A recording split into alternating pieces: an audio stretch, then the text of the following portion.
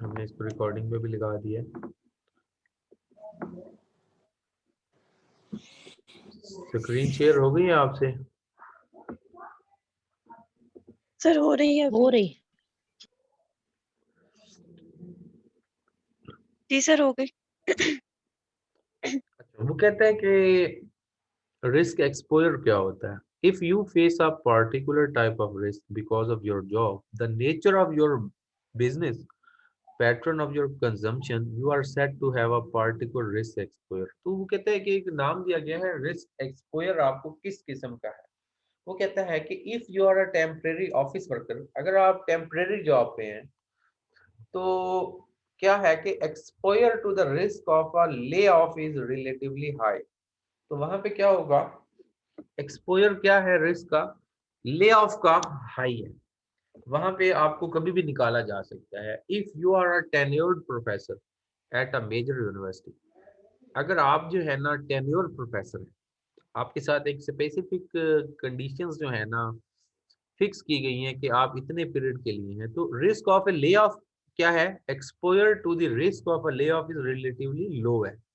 तो उसमें क्या है जी, रिलेटिवली जो है ना आपको रिस्क जो है ना लेस है कि आपको वो आउटसाइड कर सकते हैं या कुछ इस हवाले से। ठीक है जी, समझिए बात को कि नहीं?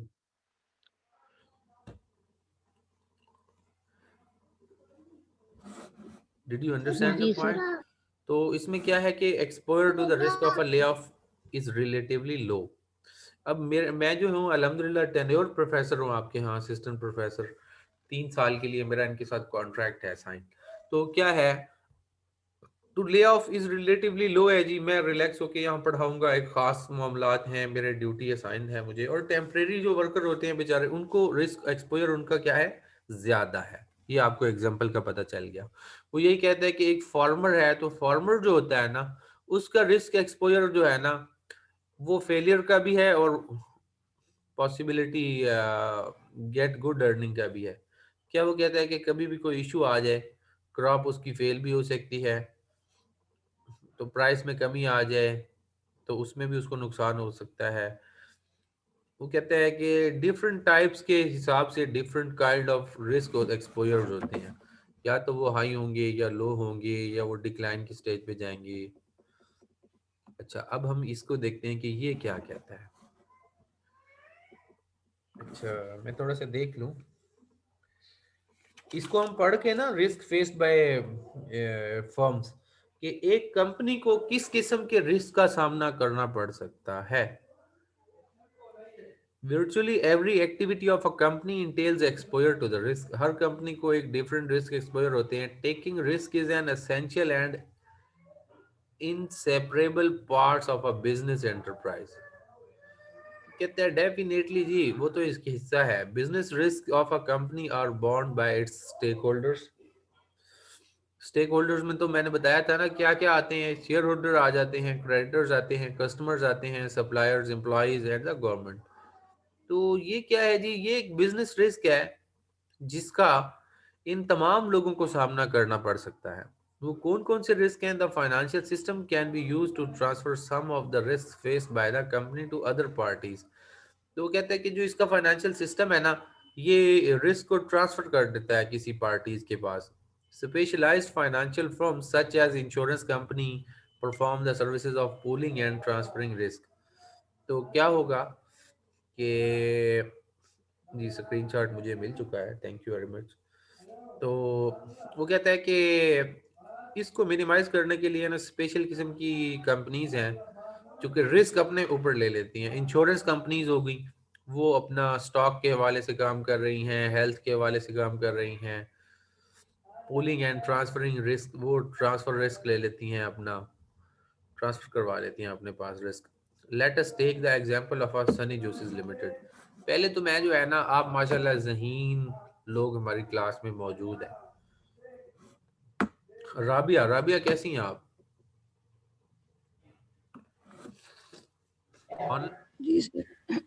अच्छा, ये बताएं कि ना रिस्क क्या होता है। हम एक कंपनी है, उसके स्टॉक को हम कैसे कवर कर सकते हैं, रिस्क मिनिमाइज किस किस्म का रिस्क हो सकता है उसके स्टॉक को? सर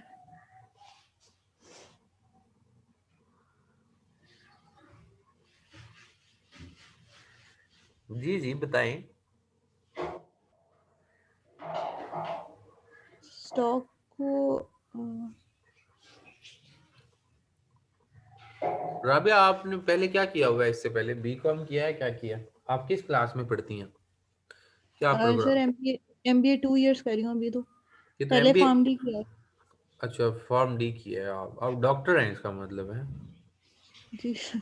तो आपकी एक फार्मास्यूटिकल कंपनी है, तो उसको जी क्या रिस्क हो सकता है? आपका स्टॉक पड़ा है एक जगह पे, सर, आपने। प्राइसेस अप डाउन हो सकती हैं उसकी, तो वो उसमें प्राइसेस का लॉस हो सकता है। अच्छा, इसके अलावा वो तो चलें, एक थोड़ा डीपली हो जाएगा ना।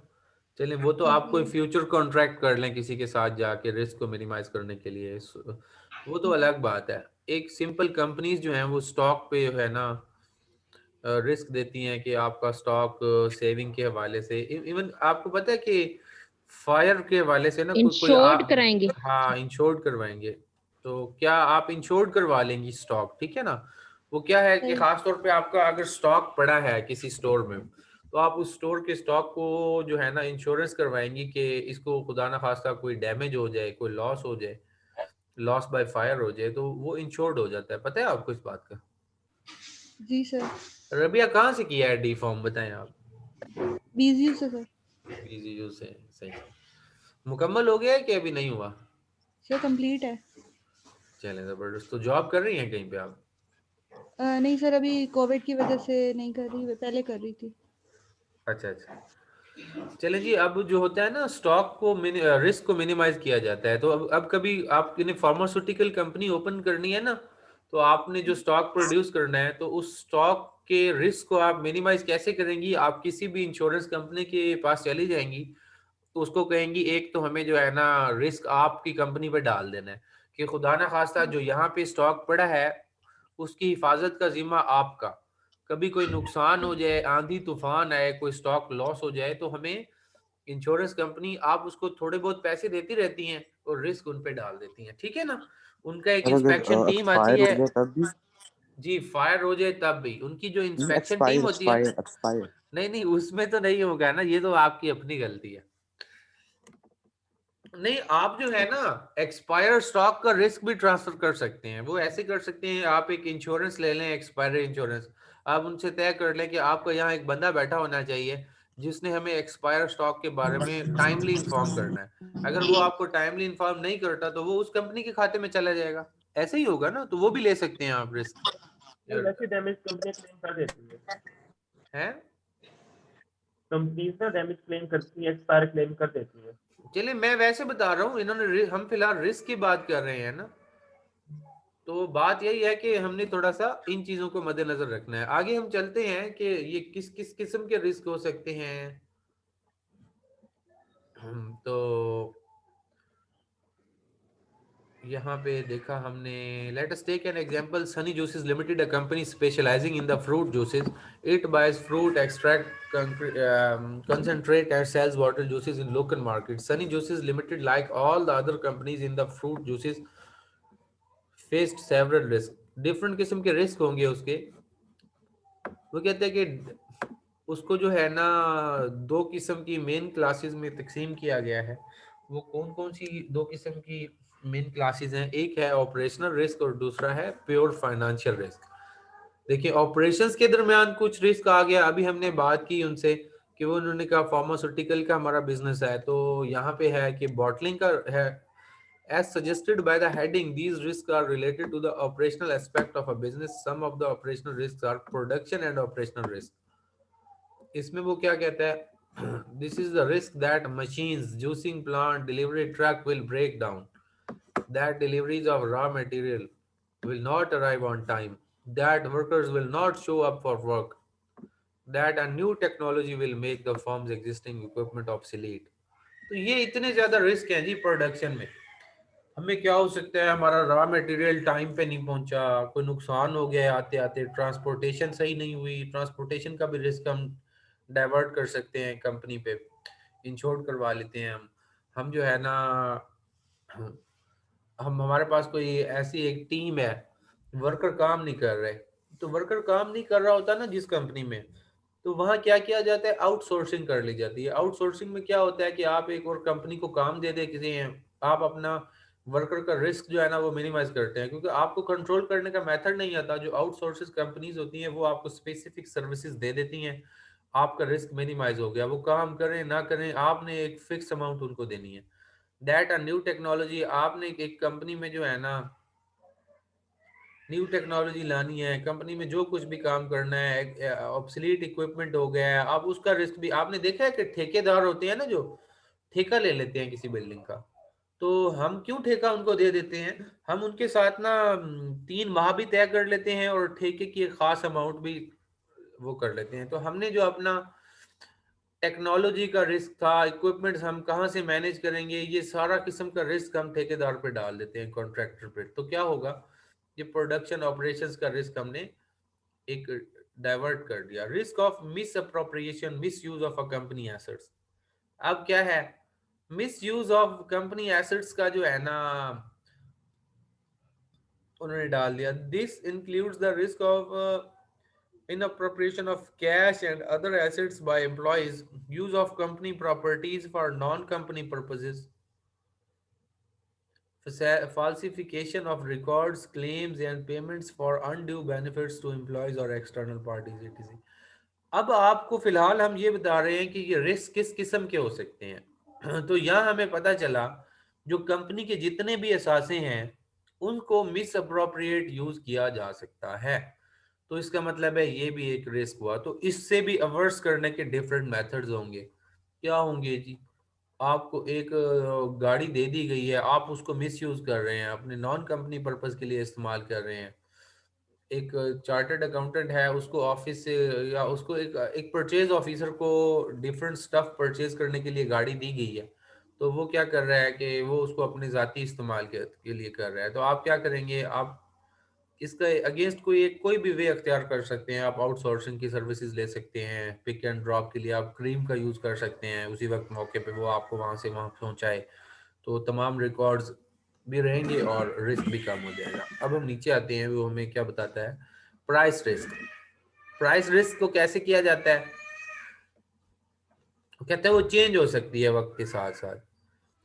तो बच्चे एक न्यू एंट्री में जाते हैं, आपको प्राइस का रिस्क हो सकता है। सम टाइम आप प्राइस के रिस्क को, ओवर प्राइसिंग को कंट्रोल करना चाहते हैं, मार्केट को कंट्रोल करना चाहते हैं। अच्छा, इसमें होते हैं फ्यूचर फॉरवर्ड कॉन्ट्रैक्ट्स, आपने पढ़े होंगे कहीं पे में भी, जिसको हम डेरिवेटिव मार्केट बोलते हैं। डेरिवेटिव मार्केट में ना प्राइस रिस्क को भी कंट्रोल किया जाता है।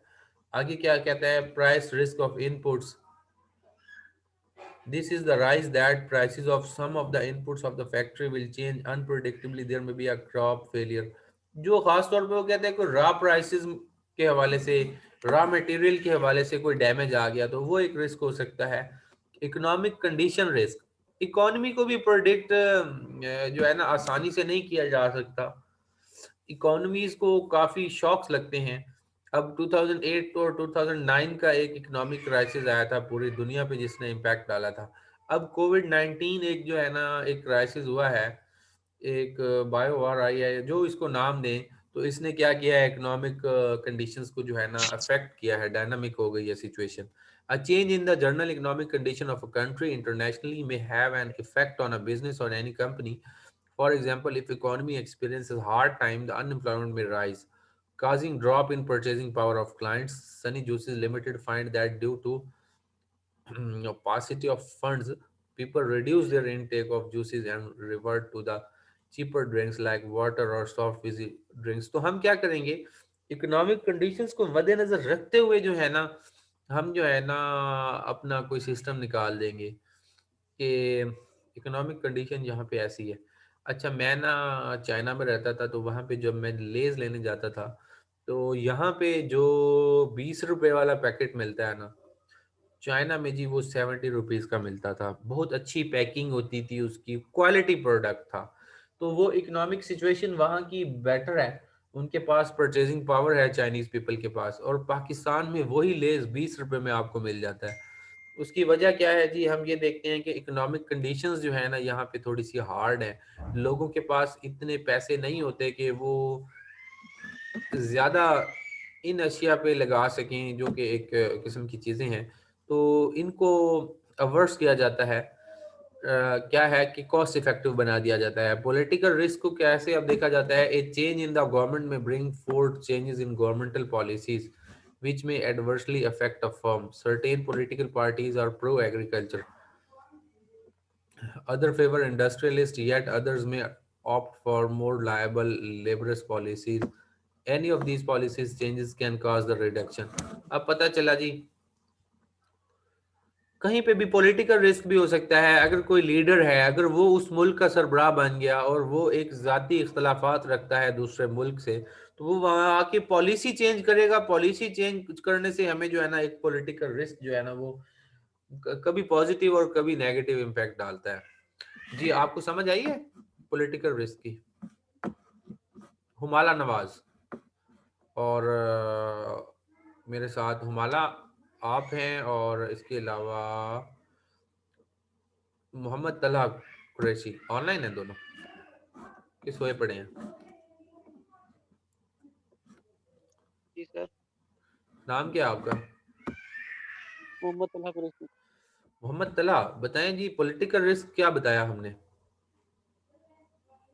सर पॉलिटिकल रिस्क यही है ना कि जो जो पॉलिटिकल इन्फ्लुएंसेस हैं उनकी वजह से जो हमारे रिस्क आ सकते हैं, मतलब कोई भी प्रॉब्लम हो सकती है, तो वो सब इंक्लूड होते हैं पॉलिटिकल। यस सर, अस्सलाम वालेकुम। वालेकुम सलाम। सर पॉलिटिकल रिस्क्स की बात हो रही है। वो पॉलिटिकल रिस्क मतलब हमारी पॉलिटिकल कंडीशंस को देखते हुए जो रिस्क हमें अपने बिजनेस में जो फैक्टर्स हैं वो आ सकते हैं। I think regarding that you are talking about.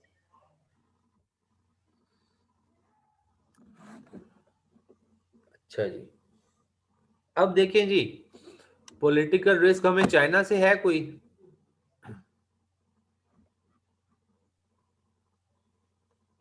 जी बताएं सर जी। बिल्कुल है, हमारी तो आजकल सर जब वहाँ इलेक्शंस हो जाते हैं या गवर्नमेंट चेंज होती है, मतलब तो फिर उसके हमारे से हमारी कंट्री से रवाबित की चेंजिंग जो है वो हम अपनी फिर पॉलिसीज को अच्छा जो आप है मुझे थोड़ा सा एग्जांपल दें, चाइना और इन सब को बताएं, चाइना और इंडिया के साथ रिलेशनशिप जो है वो कैसे अफेक्ट करते हैं इकोनॉमी को? सर दोनों के बॉर्डर्स जो हैं वो हमारे जो कंट्री के साथ है इन बॉर्डर्ड है, तो वो इस वजह से इन टच है कि हमारी जो इम्पोर्ट एक्सपोर्ट है वो इन्हीं के बॉर्डर से होके गुजरती है, चाइना भी और इंडिया भी। इस वजह से हम अपनी इकोनॉमिक कंडीशंस को इनको इनकी पॉलिटिकल पॉलिसीज को देखते हुए ही रिन्यू भी करते हैं और रिफ्रेश भी करते रहते हैं आफ्टर इलेक्शन। और फिर जो इलेक्टेड गवर्नमेंट है उनकी, उसको देखते हुए कि उनके क्या माइंडसेट्स हैं फर्दर। अच्छा अब मैं आपको छोटी सी एग्जांपल बताता चलूं। आपको याद होगा कि जब जो है ना ख्वावे का बायकॉट किया था यूनाइटेड स्टेट्स ने, तो क्या हुआ कि ख्वावे, क्योंकि यूनाइटेड स्टेट्स में बायकॉट हुआ था, इसका कोई इश्यूज बने थे, उन्होंने ना एक पॉलिसी बनाई कि ख्वावे जो है ना यूनाइटेड स्टेट्स में काम नहीं कर सकती, जो कि एक चाइनीज़ की कंपनी है। तो पता चला कि ये जो ख्वावे कंपनी थी, तो ये एच जो है ना हवावे यहाँ बोला जाता है, और एक्चुअली मैं ख्वावे इसलिए बहुत बात कर रहा हूँ कि ये चाइनीज में एक्चुअल नाम इसका एच को खे पढ़ा जाता है, ख। मेरा एक्सेंट वही है क्योंकि मैंने 6.5 साल चाइना में गुजारे हैं, तो आपको ये नाम में कभी आप कहें कि सर को नाम ही नहीं आता, एक्चुअली इसका नाम जो है ख्वावे है। अच्छा, तो ये जो है ना इन्होंने जब ये इशू बनाया था ना वहाँ पे यूनाइटेड स्टेट्स में, तो क्या हुआ कि इनको जो है ना एक पॉलिटिकल रिस्क हो गया कि अब तो यूनाइटेड स्टेट्स में हमारा बिजनेस ही बैठ गया। तो इसके साथ साथ नो डाउट उसका इम्पैक्ट जो था ना आईफोन पे भी पड़ा, ठीक है, एप्पल पे भी पड़ा, क्योंकि एप्पल यूनाइटेड स्टेट्स की कंपनी थी, तो इवन बायकॉट भी किया गया। तो ये पॉलिटिकल मैटर्स जो है ना अफेक्ट करते हैं। अब इसके अलावा प्रोजेक्ट रिस्क को हम देखते हैं कि ये क्या है। ये हम बस एंड करने वाले हैं, दो दो दो पैराग्राफ्स ही हैं बचे हुए, बस यहीं तक हम देख के ना 2-3 रिस्क देखते हैं, इसको कितने हैं, ये भी काफी ज्यादा हो गया है वैसे। चलिए जल्दी जल्दी मैं पढ़ाता हूँ आपको, 5 मिनट में इंशाल्लाह खत्म हो जाएगा ये। तो क्या हुआ जी, प्रोजेक्ट रिस्क भी है। क्या आपने कोई प्रोजेक्ट लगाया है, आपको वहां पे कोई टाइम में आप डिले कर गए हैं, तो आपने टाइम में डिले किया, तो ये भी एक रिस्क है। रिपुटेशनल रिस्क क्या होता है जी?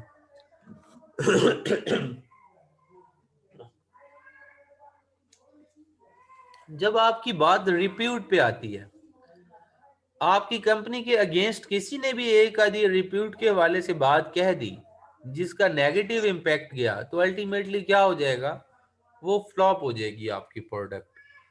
अब देखें जी, डेफिनेटली फ्रांस के साथ हमारे मामला जैसे भी थे, हम फ्रेंच प्रोडक्ट्स को यूज कर रहे थे, उनकी रिप्यूट में कमी ये आई कि उन्होंने इखलाकियात से हट के मुसलमानों के एक ऐसा बयान दिया, एक ऐसा काम किया जिससे क्या हुआ कि मुसलमान कम्युनिटी जितनी भी थी वो नाराज हो गई और वो अगेंस्ट हो गई उनके प्रोडक्ट्स के हवाले से। तो ये क्या होता हमारे पास, ये हमने ये देखा कि ये रिप्यूट के हवाले से अफेक्ट हो चुके हैं। अब आ जाती है financial risk. Simple simple finance की बात, हम फाइनेंशियल रिपोर्ट को पढ़ चुके हैं कंप्लीटली, आपको समझ आ चुकी है कि फाइनेंस क्या होती है, फाइनेंशियल रिपोर्टिंग क्या होती है। बड़ा इंपॉर्टेंट है, उसमें से आएंगे क्वेश्चन, रिस्क में से भी क्वेश्चन आएंगे। अब ये आपने खुद बताना है कि आपने कितने नंबर लेने हैं। तो इंटरेस्ट रेट रिस्क क्या है जी? इंटरेस्ट रेट फ्लक्चुएशंस होती हैं, पता है ना आपको, इकोनॉमी में। तो जैसे अभी कोविड आया तो पता चला कि इंटरेस्ट रेट जो है ना वो कम हो गया बैंकों की तरफ से। तो क्या था, जिन्होंने बैंक में सेव किया हुआ था पैसा, उन्होंने वहां देखा कि वहां तो उनको पहले 10% मिल रहा था मुनाफा, अब तो 5% हो गया। तो 5% तो कोई मुनाफा नहीं है एक्चुअली, तो इन्फ्लेशन भी इससे ज्यादा है। तो हमने देखा कि हमारे पास क्या हुआ, इंटरेस्ट रेट की इफेक्ट होने की वजह से हमें रिस्क हो सकता है। फॉरेक्स रिस्क, ये क्या होता है जी?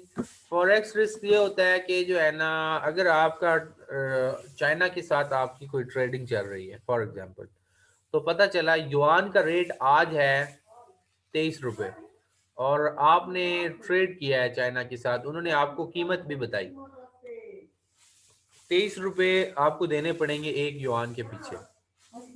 आपका आज मुआहदा, यानी मुआहदा तय नहीं हुआ, आपने ये देखा कि ये तो डिलीवर होते होते मुझे 2 माह लग जाएंगे सामान मंगवाते मंगवाते, तो वो आपको फॉरेन एक्सचेंज रिस्क आ गया कि क्या है कि आपने जो एक्सचेंज करने हैं पैसे उनसे, तो वो आज तो 23 के हैं, 23 रुपए का एक युआन है, लेकिन 2 माह के बाद वो पता चले कि वो 28 रुपए का हो गया, तो आपको क्या होगा, आपको ज्यादा पेमेंट्स देनी पड़ेंगी। तो ये फॉरेक्स एक्सचेंज रिस्क भी होता है, foreign exchange risk. FOR foreign, EX mean exchange, foreign exchange currency के हवाले से ये बात होती है। तो ये आपको ज्यादा पैसे देने पड़ते हो जहाँ पे एक्स, जब क्रॉस बॉर्डर एक्टिविटीज हो तो वहाँ फॉरेन फॉरेक्स रिस्क आ जाता है। तो उसको मिनिमाइज कैसे किया जाता है? जैसे हमने फ्यूचर देखा, फ्यूचर मार्केट देखी, जिसको हम डेरिवेटिव मार्केट बोलते हैं, कि हम जो है ना आज उनसे डिसाइड भी कर लेते हैं कि 2 माह के बाद मैं आपसे ये सौदा लूंगा और इतने रुपए पे लूंगा। तो आप फॉरेक्स रिस्क से बच जाते हैं, आपको ज्यादा अमाउंट नहीं देनी पड़ी, जो आज का तय हो गया उतना ही देना पड़ेगा। अब बस यही यही दो हेडिंग्स देखते हैं कि क्या है market value of securities risk. If a company holds investment in the form of a tradable financial instrument like shares, bonds, etc., the value of these assets will depend on the prevailing market price, which may keep fluctuating from time to time. देखें जी, अभी मैं रात ही एक stock market के हवाले से कुछ lecture सुन रहा था, तो उसमें ये बताया गया कि मार्केट प्राइस जो है ना वो चेंज होती रहती है सिक्योरिटीज़ की। तो जो उनके पास मार्केट की सिक्योरिटीज़ पड़ी होती हैं, तो मार्केट प्राइस जब उनकी चेंज होगी तो ये अफेक्ट हो सकती है मार्केट प्राइस। मैंने आपको एक दफ़ा बताया भी था कि मैंने जब एक इंटरलूप के शेयर्स को परचेज किया था, तो उसमें क्या हुआ कि ना, मैंने वो 46 रुपए का लिया था, वो जो है ना 37 पे आ गया, उसकी मार्केट प्राइस 37 पे चली गई। तो market value of securities risk था मुझे, कुछ दिनों के बाद चला कि आजकल 65-66 रुपए पे आ गया है, तो बढ़ गया। तो मार्केट फ्लक्चुएट कर रही है। क्रेडिट रिस्क क्या होता है? कि क्रेडिट रिस्क का आपको पता है पड़ा कि क्या है, कि आपने किसी को उधार पे चीज़ें बेच दी, तो वापसी आपको मिले या ना मिले, वो एक अलग बात है। This is referred to as a credit risk and faced by the most companies engaged in manufacture and sale of non essential goods. In a later part of a chapter we will discuss the means of managing this pure financial risk. मजीद भी हम इसको देखेंगे। तो credit risk यहाँ पे भी आ जाता है। आपको पता है बैंक्स में भी क्रेडिट रिस्क होता है। बैंक्स आपको लोन दे देता है जी, तो लोन से क्या होता है, लोन तो आपको दे दिया, वो उसको रिस्क होता है कि लोन वापस मिले या ना मिले। तो वो क्या करते हैं, वो कहते हैं कि आप जो है ना एज अ कोलैटरल, जिसको हम प्लेज बोलते हैं, कि आप अपना कोई असासा जो है ना वो हमारे पास प्लेज करवा दें, ताकि अगर आपने हमारे पैसे ना दिए तो हम आप पे केस करके आपका असासा ओपन ऑक्शन में बेच के अपने पैसों को वापस ले सकते हैं। तो ये जो है ना क्रेडिट रिस्क के हवाले से बात थी जी। किसी को कोई मसला है तो बताएं। हमारा लेक्चर 1 घंटे से भी ज्यादा का हो गया आज तो माशाल्लाह जी। अब्दुल रज़ाक सिंधु बताएं जी। जी सर। कोई इशू है तो पूछें, कोई क्वेश्चन। नहीं सर, मुझे क्लियर हो गया। तला बिन अलीम, इशरत मकसूद, मानूर खान। जी सर, क्लियर हो गया सर। चलें, ये बहुत ही इंपॉर्टेंट चैप्टर है, ठीक है ना। ये आपको बहुत ज़्यादा व्यूज़ देता है, और फाइनेंशियल रिपोर्टिंग का भी चैप्टर बहुत अहमियत का हामिल था, और ये भी बहुत अहमियत का हामिल है। हम इसको कम्प्लीटली देखेंगे जी इंशाल्लाह ताला, ठीक है जी। आपको कोई इसको रीड अप करें, कोई भी इशू है आप बेशक व्हाट्सएप में कोई मैसेज पूछ सकते हैं, यहाँ पे भी आप पूछ सकते हैं। चलें, किसी को कोई मसला है तो क्वेश्चन कर ले, otherwise I am closing the meeting. नहीं सर, कोई मसला नहीं है। चलें, बेस्ट क्लियर है। विशेस, अल्लाह हाफिज। अल्लाह हाफिज।